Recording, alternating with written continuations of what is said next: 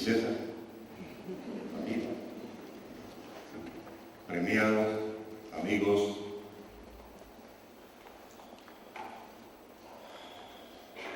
ciudadanos escondidos, amigos todos. Esto no estaba, lo de Kraus no estaba previsto por el mando, de modo que permítame, antes de leer el discurso de hoy, hablar un poco de algunos secretos que yo tengo con Kraus, con Alfredo Kraus. No soy precisamente un experto en música clásica, y uno de los secretos es que él, a través de una tercera persona muy cercana a él, me pidió que yo escribiera su biografía.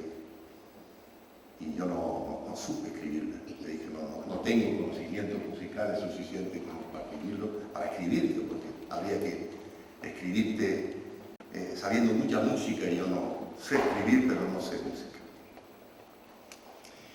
Mi familia, que es una familia cuyo apellido, el primero, nace con la conquista de Canarias hace 500 años por la corona de España.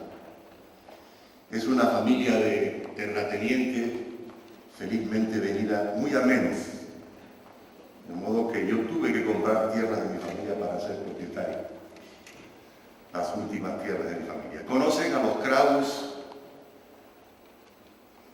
desde tiempo inmemorial. Yo conocí a los tres Kraus, a Carmen, a Paco y a Alfredo, desde que era un niño pequeñito en las fiestas de casa de mis tíos, siempre ya de mayor y con un nombre literario más o menos indecente. Kraus me llamó siempre viajero, siempre me veía, ¿qué tal viajero? ¿Dónde has estado últimamente? El viajero realmente era él, que viajaba por el mundo y por la música como un sabio, que es lo que era. Estuve en los dos últimos conciertos que dio en su vida, uno en el Alfredo Kraus, su teatro en Las Palmas de Gran Canaria, y otro en Madrid, en el Teatro Real. Y lo último que me dijo en la vida fue uno de los más grandes piropos que me ha dado ninguno de los grandes. Me dijo, cuídate mucho, viajero, porque tú eres uno de los grandes. Realmente me lo estaba diciendo un grande e inolvidable personaje, por eso se me seca un poco la boca, tengo los viejos ojos a punto de lágrimas, de emoción, y la garganta, como dicen en mi tierra, añongada. El último secreto. Kraus empezó a cantar de una manera muy natural cuando era un joven, y su profesora de cante era doña María Suárez Fior, una pianista muy importante en Las Palmas de Gran Canaria hacia mediados del siglo XX. Y a la tercera o cuarta vez que lo oyó y vio cantar, le dijo, tú aquí no tienes nada que hacer. Tú te tienes que ir a Italia. Tú te tienes que ir a Milán. Entonces Alfredo Kraus, joven ambicioso, con una disciplina y un talento excepcionales, pidió una beca al Cabildo Insular de Gran Canaria. El Cabildo Insular de Gran Canaria es como el gobierno insular, no el gobierno de todas las islas, no el gobierno autónomo, sino el de la isla, de cada isla. Y le dieron 15.000 pesetas. Tengo para mí que desde entonces lo miraron con mucha displicencia, como suelen mirar, ya no, pero todavía, a todos los que tenemos una ambición creativa. Y el ámbito medio alto de la sociedad, de la ciudad de la que soy hijo predilecto, mira con displicencia de nuevo rico a aquel que da la lata creyéndose diferente. Y Kraus era uno de estos. Pues se fue a Milán, se fue a Roma, estuvo años en París, otra vez en Milán, y triunfó plenamente en el mundo entero. sin cantar en su tierra. No había vuelto a cantar en su tierra. Entonces, esa misma gente, de una manera muy displicente y muy condescendiente, lo trató cuando era una joven promesa, tuvieron que destacar a mi lado una delegación para ir a buscar a Gran Kraus. Ya había hecho Gallarre, ya los rumores de amores con Luz Márquez corrían por todos los clubes náuticos de la isla, pero ahí estaba el hombre, llevando el timón, cambiando las velas y marcando el ritmo de la mar que se había propuesto como su gran destino. Llegó la delegación a Milán. Bueno, Alfredo, tienes que cantar en tu tierra, has triunfado en el mundo entero, no has regresado a tu tierra, te queremos hacer un homenaje. Entonces Kraus contestó, sí, yo voy encantado. Bueno, ¿cuál es tu caché? Ten en cuenta que es tu tierra, en mi tierra, el doble. Y lo volví a repetir, en mi tierra, el doble. Y aquella delegación que estaba presidida por el hijo mayor, el médico, el doctor Gregorio León Suárez, el hijo de María Suárez Fiola, que había sido su alumna, tuvo que pagar el doble del caché para que Kraus cantara en el Estadio Insular. Bueno, al final esa ciudad, esa isla, el mundo entero se rindió a ese talento y yo quería hacerle esta noche también este homenaje antes de empezar este discurso que realmente querría que estuviera lejos de lo que es la solemnidad. Los escritores por regla general somos tan vanidosos, y no digamos los poetas, como saben muy bien, premiados amigos, somos tan vanidosos que cometemos el error de tomarlo todo con una solemnidad excesiva y eliminamos demasiado el sentido del humor que hay que tener en la vida para hacernos soportables a nosotros mismos y desde luego soportar a los demás. De modo que lo primero que tengo que hacer es agradecer a las autoridades municipales de esta gran ciudad cultural y a todos sus ciudadanos el gran privilegio que se me concede hoy al estar aquí con todos ustedes como mantenedor de unas fiestas que tanto tienen que ver con la memoria viva y la cultura creativa de Tomelloso y de toda España. Sobre todo cuando sé que quienes me han precedido en este honor en años anteriores, celebraciones que han oído la palabra magistral de Fernando Savater, un sabio integral de mi propia generación, la palabra vívida y divertida de Elvira Lindo, una gran amiga y escritora, y la palabra poéticamente única y rigurosa de mi maestro y amigo José Manuel Caballero. De ellos, de los tres, de su amistad, de su vida y de su sabiduría para estar y ser, he aprendido mucho. Como he aprendido de sus textos y de sus escrituras, cuando un buen lector, que también es escritor, debe aprender de sus coetáneos. Como he aprendido del maestro García Pavón y de los poetas Félix Grande, con quien he mantenido a lo largo de mi vida tantos tientos de amistad y diferencia de oficio, y Eladio Cabañero, a quien tal vez no se le concedió todo cuanto él era capaz de legarnos cada día con su bonomía y su saber ser y estar así, señoras y señores. La mía es una generación de privilegiados que tienen en la fiesta y en la música dos de sus características esenciales. Quien más, quien menos, en esta generación a la que pertenezco, tiene su recuerdo de juventud, algún recóndito rincón de su olfato, un cierto tacto de la yema de sus dedos y la visión de su ayer ancladas en unas notas musicales, fijas en una melodía y en una memoria que se ha convertido a lo largo de los años en un relato interior que uno mismo va agrandando para seguirla pensando y enriqueciendo conforme nos vamos haciendo viejos y nos aferramos a los años en los que, como nos enseñó el gigante Hemingway, éramos jóvenes, felices e indocumentados. Casi todos los viejos amores y amoríos que recordamos después de tantos años tienen que ver al final con los sentidos. Incluso quienes no han nacido con el sentido del oído musical muy desarrollado, comprenderán que no exagero si les recuerdo que es precisamente el recuerdo de la música de ayer el más fuerte recuerdo de los amores, desvaríos, infatuaciones eróticas y pasiones amorosas que hemos padecido, sufrido y gozado a lo largo de nuestras vidas. La misma música parece haber nacido en el seno de un ritual litúrgico entre sagrado y profano para que bailemos el baile de la vida mientras los sones de los viejos y nuevos instrumentos musicales nos conceden la respiración plena de la fiesta. Porque salvo en raras ocasiones, la música es fiesta, nace y se desarrolla para la fiesta, para que la fiesta continúe siempre hacia adelante bajo la batuta de la alegría, el sudor de la diversión y la euforia pasional, claro que sí, de sentirnos vivos.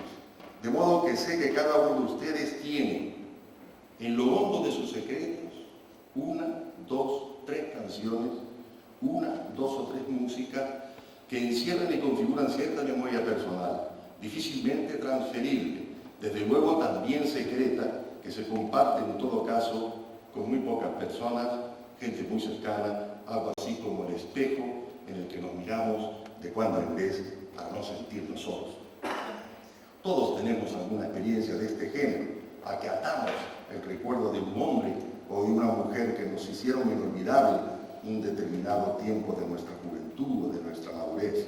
Un baile, una fiesta, una música, quiero decir, dentro de cuya memoria nos sentimos en un cierto momento seres superiores, nos sentimos como dioses, enamorados o cercanos a un estado de gracia tan humano como loco y peligroso. Por eso todos o casi todos, todos y todas, tenemos ligada parte de nuestra mejor memoria a la música fantástica que nos hace pensarnos, ya lo dije, siempre jóvenes, indóciles, capaces todavía de la mejor aventura de nuestra vida. En tiempos de Franco, tampoco hace tanto tiempo, nunca pude salir de España. Jamás se me concedió ese papel que se llama el pasaporte. Mi mala conducta política, antifranquista, militante pero independiente, solo compañero de viaje, como decía Bergamín de Quimoy, José Bergamín de Quimoy, se cumple ahora mismo, estos días, creo que ayer, hoy o mañana, no lo sé bien, 25 años de su muerte. Con lo comunista hasta el borde del abismo, pero ningún centímetro más allá. Eso es lo que decía Bergamín. Si yo voy con los comunistas hasta el abismo, pero no me tiro ni loco.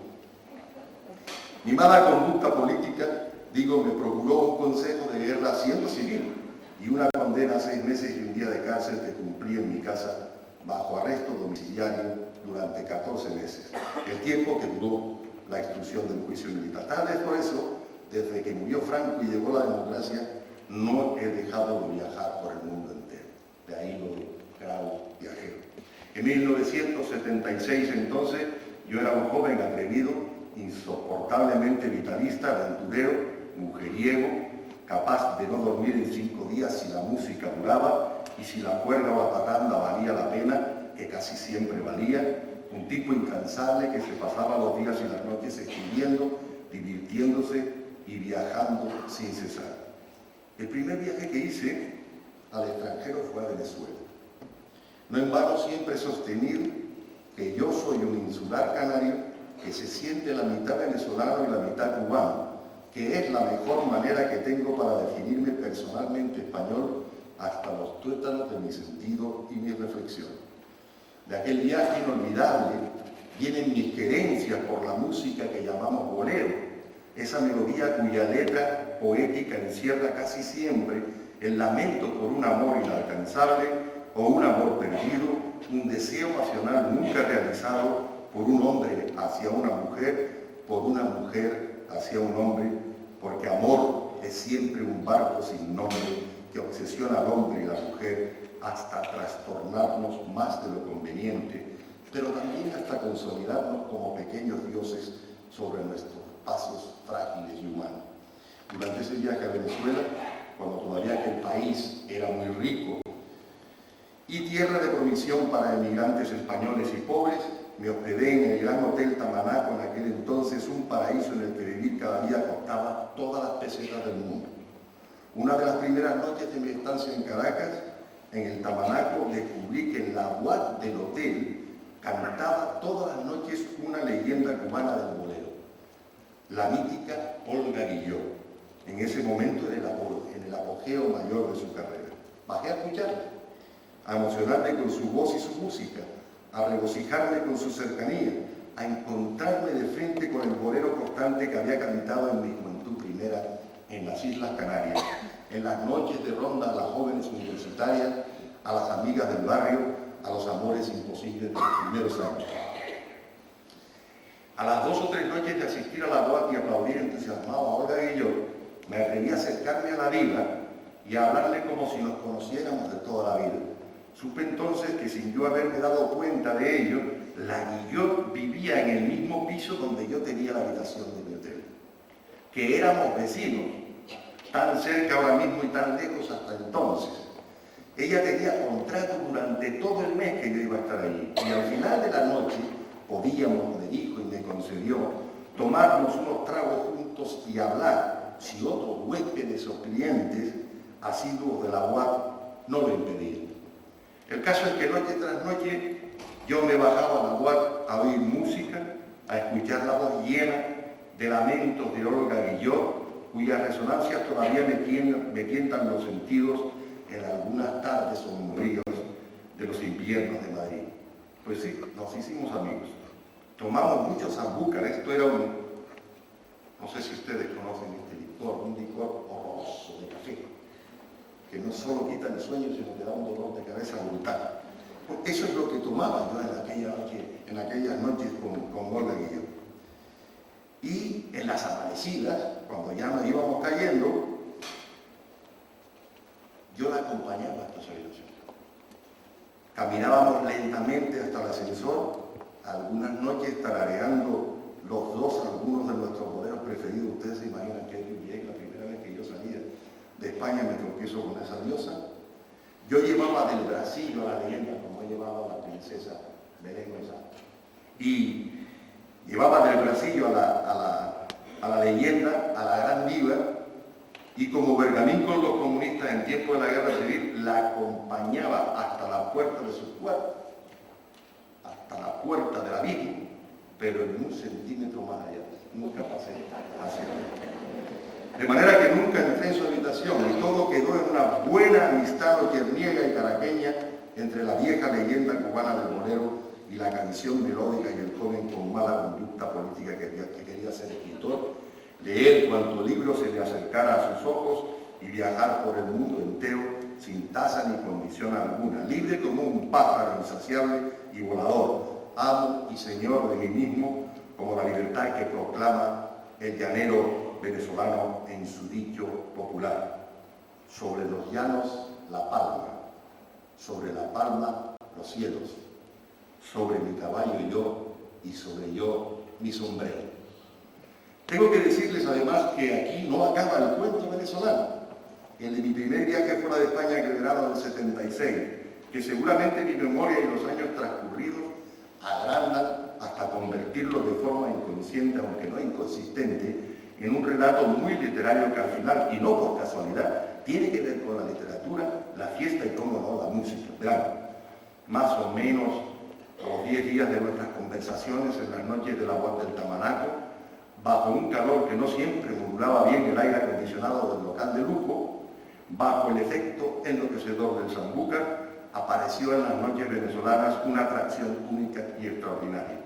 Se trataba de una bailarina blanca que bailaba como negra de nación, que movía su cuerpo al compás de la música con una armonía y un ritmo que yo nunca había visto ni después vería en toda mi vida hasta el día de hoy, y en mis múltiples escarceos nocturnos por el mundo entero. Era una puertorriqueña bellísima, con la piel blanquísima, de porcelana de lujo, mucho más joven que lo que quizá nunca fue la gran Olga Guillot. una bailarina que se llamaba y se llama Iris Chacón, denominada en toda aquella geografía, por razones obvias, la terremoto del Caribe. Una escultura de cánones griegos cuya perfección clásica parecía salida directamente de los cielos por obra y gracia de los dioses más rigurosos y estéticos.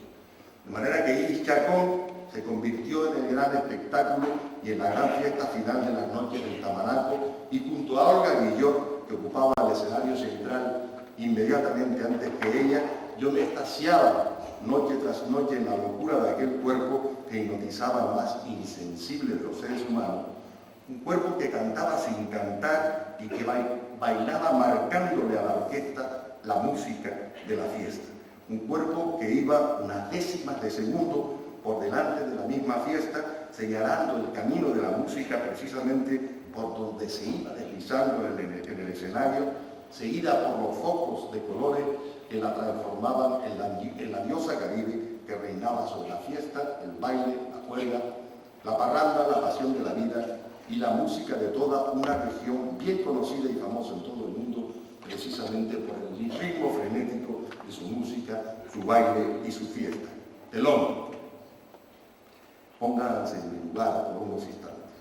Años más tarde, pero no tan tarde, llegó a mis manos una gran novela, que aquí está ya la literatura de los hechos reales de verdad, una novela que se titulaba nada menos que La guaracha del macho Camacho. El que era autor, un mulatón bigotudo y elegante de más de unos 80 centímetros de estatura, que llegaría tiempo después a ser uno de los mejores amigos que yo he tenido en todo el Caribe. El puertorriqueño Luis Rafael Sánchez, que años más tarde publicaría otra novela titulada Importancia de llamarse Daniel Santos, una suerte de biografía literaria sobre el único cantante masculino de boleros para hombres. Pero estamos en La guaracha del macho Camacho y no en Daniel Santos. ¿Qué era la novela de Luis Rafael Sánchez? Era, y la defino, sin dudarlo hoy una vez más en Tomelloso, una fiesta de la palabra del español de Puerto Rico. Era para Puerto Rico lo que representa para Cuba la novela Tres tristes tigres. Era de Guillermo Cabrera Infante. Era una orquesta musical, lo que el propio Luis Rafael Sánchez llamaba el sexo oral, no otra cosa que un lenguaje literario que tomaba la forma y el sentido de la sensualidad y de la sexualidad. Una fiesta absoluta de música y palabra poética. ¿Y a quién tenía como protagonista La guaracha del macho Camacho? ¿Al macho Camacho? Pues no. A una bailarina blanca, puertorriqueña, que bailaba como negro de nación, y era Iris Chacón. Yo conocía al personaje antes que estuviera en la novela, y nombrada, ya dicho, por todo el mundo conocido con el sobrenombre mítico de la terremoto del Caribe. El lema que abre la novela, todo el texto de la fiesta verbal y musical de esa novela, tiene que ver directamente con una manera determinada de entender el mundo y la vida, una determinada cosmovisión que rige en el Caribe, que por cierto, también es parte del territorio de la Mancha si nos atenemos a lo que de nuestra lengua y nuestra literatura dice el escritor mexicano Carlos Fuentes. El lema era así: la vida es fenomenal tanto para el delante como para el de atrás. Ese es el lema de La guaracha del macho Camacho, que la vida, a pesar de las interpretaciones en contra, y a pesar de Kierkegaard, es una fiesta para todo el mundo, sin mirar castas ni clases sociales, y que la fiesta hay que vivirla desde el mismo lenguaje, desde la misma manera de hablar hasta la de cantar y bailar. En esta primera parte de mi relato me he ido al Caribe a pesar de estar hoy en Tomelloso celebrando la fiesta de la alegría, de la música, la fiesta de las letras, la fiesta de la palabra, la fiesta de la poesía y la vida. Me he marchado por un rato y con el permiso de todos ustedes a otra parte del mundo hispánico que también es nuestro, por lo tanto, a las islas del Caribe, porque cada uno debe escribir de lo que conoce. Y esa geografía y esa idiosincrasia me tocan de cerca por experiencia y voluntad. Sí, ya sé, todo está en la memoria, y la memoria, como escribió el poeta, también inventa. Miento, todo el tiempo que me invento, escribió Carlos Barral. Y seguro que muchos de ustedes estarán pensando que muchas de las cosas que llevo contadas son inventos, de mi propio imaginario que han ido cobrando perfiles y dimensiones reales hasta convertirse en historias que yo creo haber vivido, pero que en el fondo no he vivido del todo. Bueno, tengan cuidado porque pueden equivocarse. El poeta también escribió que volver es siempre morir un poco, y volver sobre la memoria, además de recordar las cosas según uno mismo cree que sucedieron, añade experiencia mental a la experiencia de vida. A veces no es así. Ya lo dijo el cantor en aquel lamento inolvidable. ¿Volver para qué? Para sentir otra vez que se desboca tu ausencia, dormida en mis venas, callada en mi piel. Pero sí, es hora de regresar del recuerdo musical del Caribe a aquel territorio de la Mancha. Yo tengo la impresión, como Carlos Fuentes y como tantos otros escritores felizmente mestizos, que la Mancha se extiende por toda aquella geografía que habla la misma lengua de Cervantes, el Quijote y Sancho, y por eso creo que el Caribe, sus músicas y sus poemas no están de más en Tomelloso y sus fiestas. Seguro que más de uno y más de una bailará estos días al son de un buen son, una buena salsa, una bachata, un bolero, una rumba, un tango, parafraseando el lema de la guaracha del Macho Camacho: la música es fenomenal, tanto para adelante como para atrás. Al menos yo, y seguro que muchos de ustedes, lo creo firmemente. Decía de los límites de nuestra lengua franca, abierta y mestiza, la lengua española, y tenía en esas lides del mundo un amigo colombiano con un gran sentido de la vida y del humor. Fíjese, le llamábamos RH positivo, por eso mismo, aunque él se llamaba de verdad Rafael Humberto Moreno Durán. No tenía cuello, era una especie de bolita, muy simpática, muy culta, y tenía menos cuello que yo, incluso estaba metido, y en Barcelona le pusieron simpáticamente el guisante. Bueno, él sostenía que el Caribe acababa en Valparaíso, en Chile, y otro que sostiene, y con el cual estoy de acuerdo, que el territorio de La Mancha, otro amigo, comienza por encima de la península de California y termina por debajo de Ushuaia, al sur de la Argentina, y en plena Patagonia. Puede ser, puede ser. Dejemos la geografía en este punto y volvamos a la música. Dije al principio que pertenezco a una generación eminentemente musical, una generación que nació a la música, efectivamente, con los Beatles, Polanca y Elvis Presley. Una generación que creció en la música y en la rebeldía, aunque esta fuera poco más o menos metafórica, con Rolling Stone y con los cantores franceses que nacieron de la mejor poesía.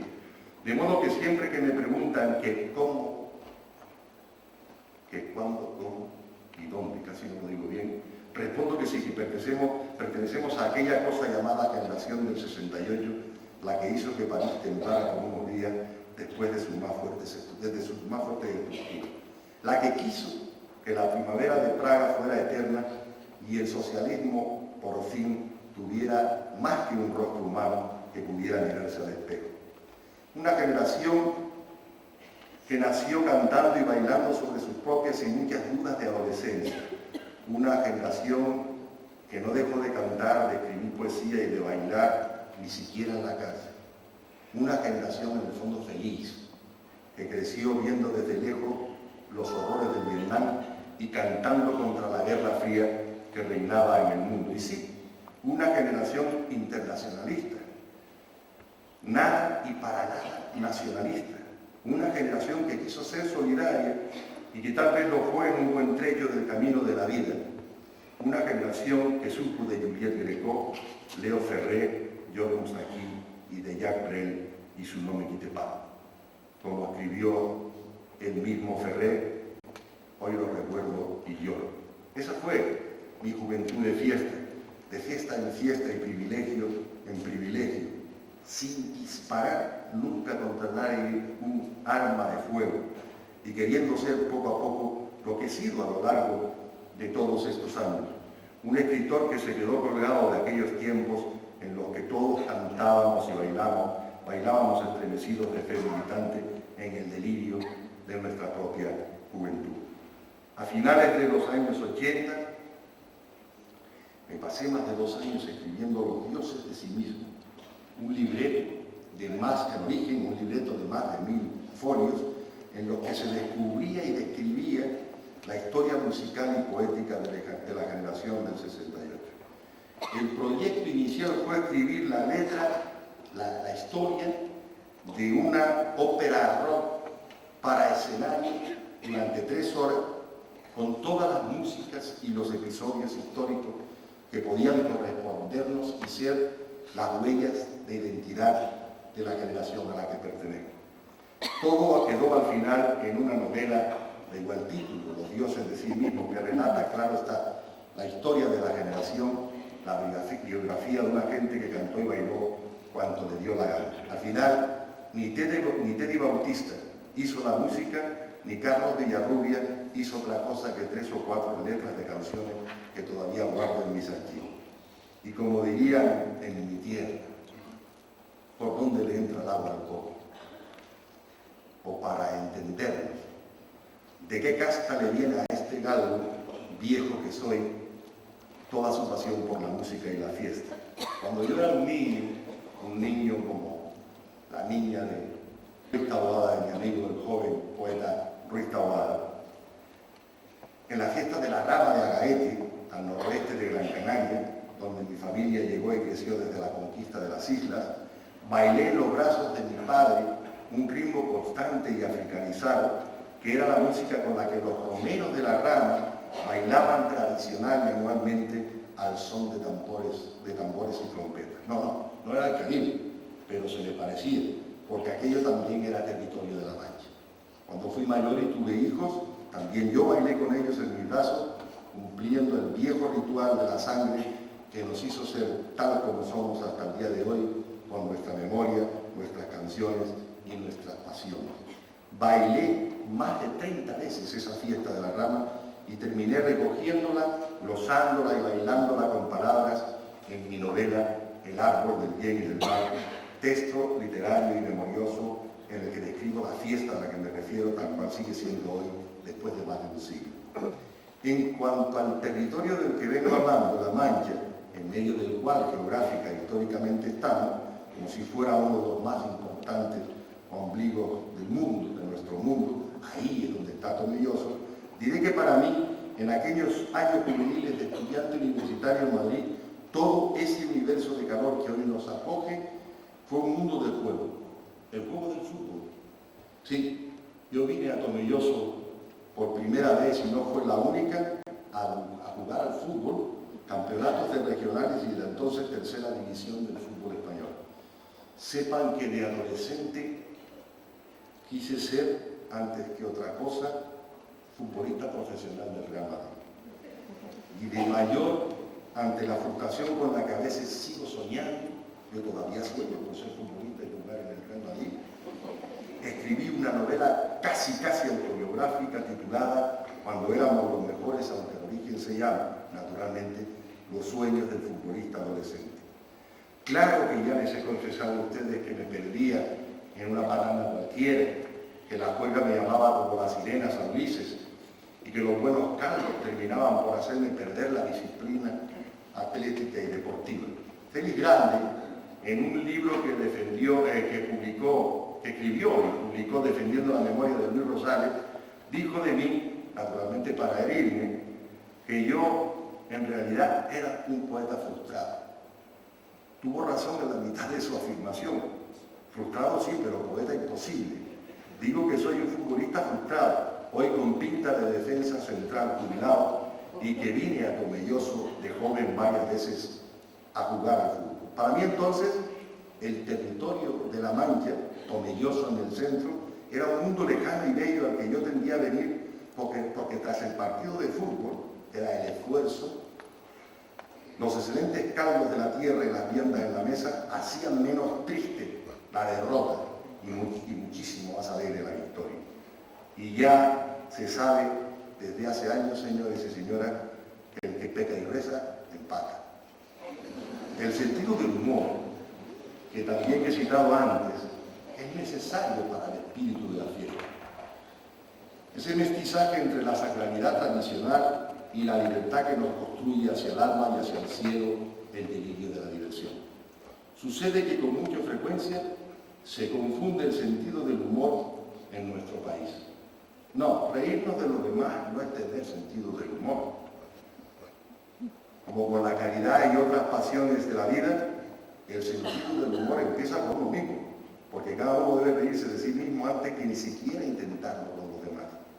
No se trata, entiéndaseme bien, de hacer chistes en medio de la fiesta, porque para ese menester hay gente que vive consagrada, incluso de manera profesional, sino de ponerle a la visión de la vida, de la fiesta y del juego, el zumo dulce del humor como lo que realmente es, un pozo de sabia salud que bombea sangre nueva siempre al corazón. De manera que una carcajada en el momento exacto suele ser un antídoto muy serio contra la tristeza. Y como decía un médico amigo mío, una carcajada a tiempo vale más que 1500 aspirinas a lo largo de muchos meses. Por eso no hay fiesta sin carcajada, y no hay carcajada sin humor. Las ganas de jarana, de parranda y de fiesta llevan implícita en lo más hondo de sus esencias las ganas de reírnos y cantar a los cuatro vientos nuestras gracias a la vida por eso mismo, por estar viva, por estar vivos.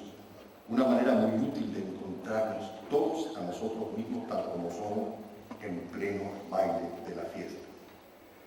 Para mi amigo el escritor colombiano que ya he citado, Rafael Humberto Moreno Durán, RH positivo, el guisante. La vida, pues, mientras duró, una fiesta literaria que no tenía fin.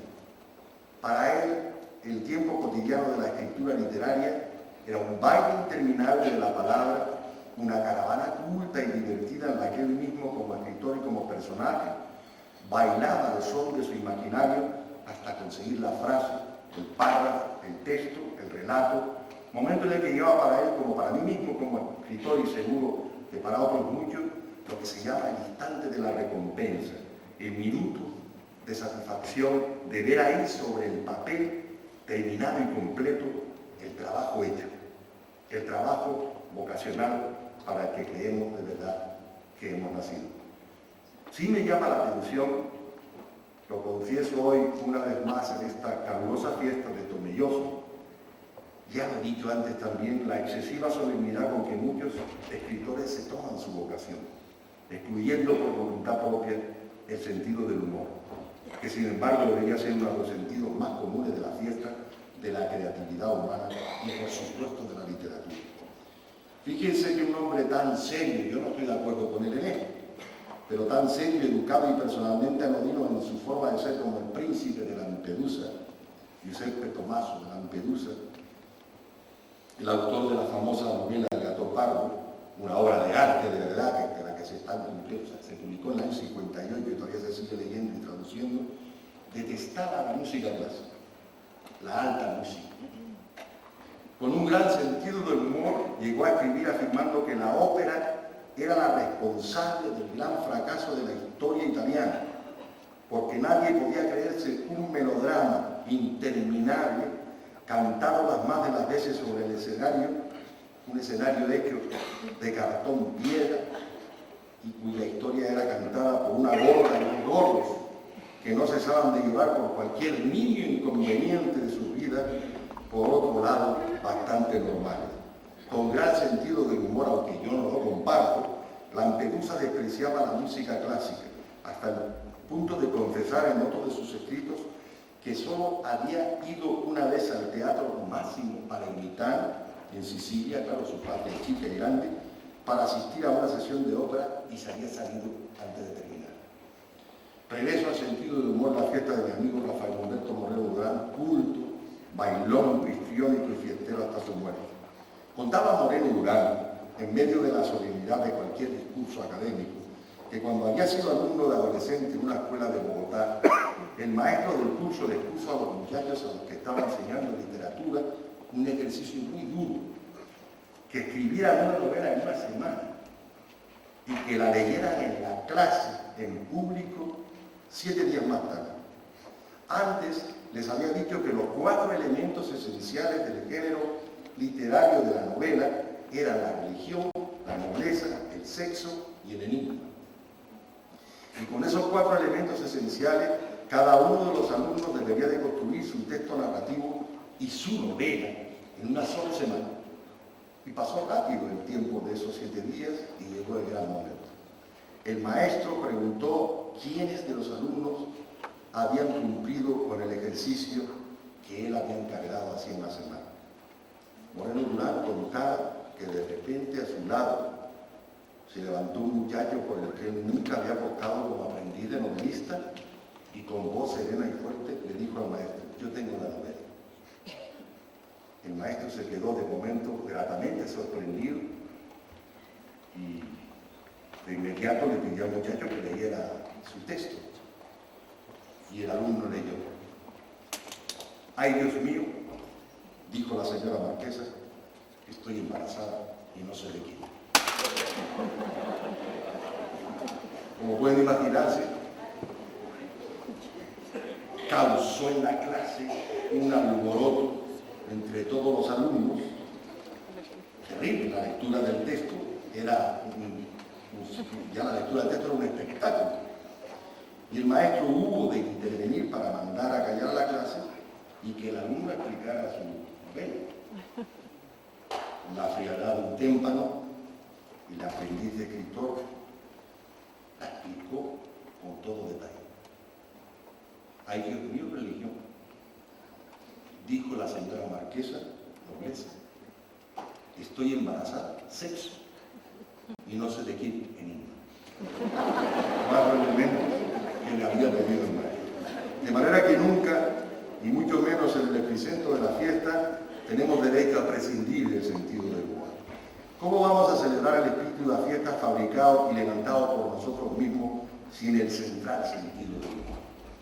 Otro de esos viejos amigos, escritores locos y gipsómanos, Alfredo Bryce Echenique, al que muchos de ustedes conocerán y habrán leído, y a quien me atrevo a recomendar como mantenedor en algún año próximo que se ponga a tiro de los muchos que nos quedan por vivir las fiestas de Tomelloso, daba en Almería, en una extensión de la Universidad Menéndez Pelayo, una charla en medio de una mesa redonda en la que también estaban, como es natural, otros escritores. Bryce Echenique tomó la palabra, habló de su aventura en el canal de Panamá, donde perdió el pasaporte como si fuera Marco Lauro, y de otros percances parecidos en los que parece todavía ser especialista. En ningún momento dejó de fumar su iquitán, ni de beber de su vaso un líquido espeso e incoloro y prácticamente lleno de saliva, que no era precisamente agua sino vodka.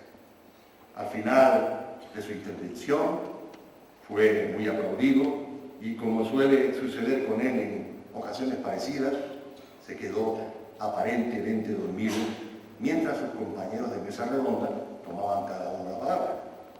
Al final del acto, la palabra pasó al público, pero Bryce seguía durmiendo. De entre el público, una voz tonante comenzó a hablar con mucha solemnidad para dar su visión de los textos que cada uno de los componentes de la mesa había puesto sobre el tapete. Y en un momento dado, el hombre se refirió a un viejo profesor que todos conocíamos, que se llamó Manuel Alvar López, el académico. El hombre que estaba entre el público comenzó con voz de pozo seco: como dijo el profesor Alvar. Y entonces, de repente, como surgido del final del mundo, se oyó gritar desde los sueños, aunque ya completamente despierto, a Bryce Echenique: eso, al bar, vámonos todos al bar.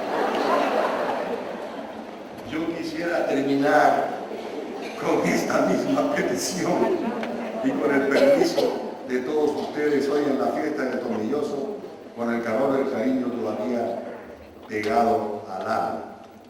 Al bar. Vámonos todos al bar, a la fiesta, siempre a la fiesta y a la música, porque háganme el favor de no olvidarlo nunca. La vida, efectivamente, es fenomenal, tanto para adelante como para atrás. Muchas gracias.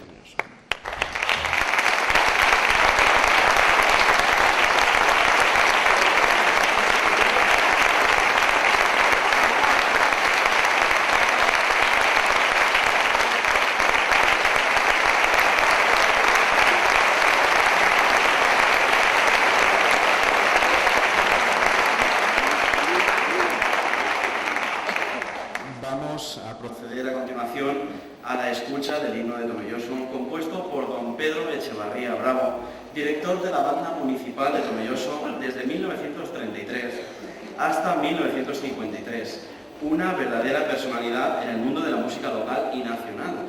Consiguió el premio del Instituto Español de Musicología por su trabajo Cancionero Musical Popular Manchego en 1946 y más tarde, en 1951, fue nombrado académico correspondiente de la Real Academia de Bellas Artes de San Fernando.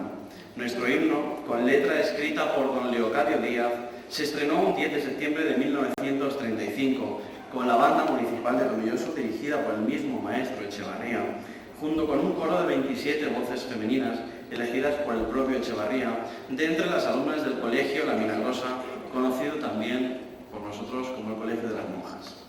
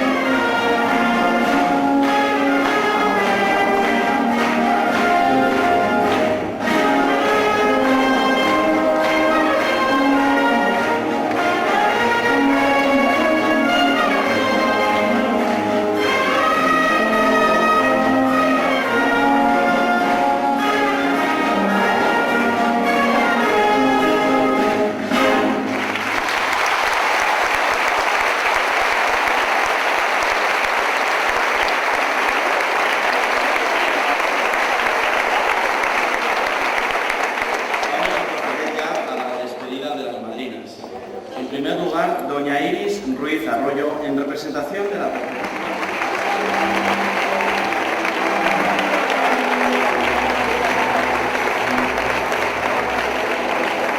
Doña Virginia García Gallego, en representación de la Asociación Amigos del Pueblo Saharaui, acompañada de don José Manuel Martín Portales, Premio de Poesía Eladio Caballero.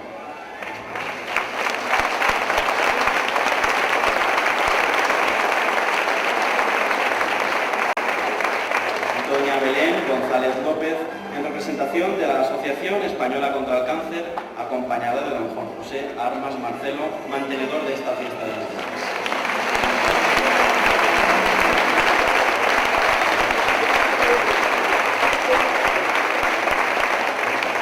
Y doña Gemma Valentín López, en representación de la Asociación Española contra el Cáncer, acompañada de don Carlos Manuel Cotillas López, alcalde del excelentísimo Ayuntamiento de Tomelloso.